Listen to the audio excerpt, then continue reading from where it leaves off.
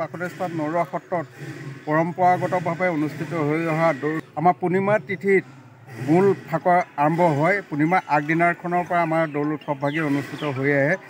মেহদাহ, এই মেহদাহ হৈছে আচলতে আমাৰ বৈবাহিক যিটো কাৰুকাৰ্য, বিয়াৰ যিটো কাৰুকাৰ্য, সেই কাৰুকাৰ্যৰ মতে আমাৰ ভগৱান কৃষ্ণৰ বিবাহৰ এটা আৰম্ভপূৰ্ণ কাৰ্যসূচী।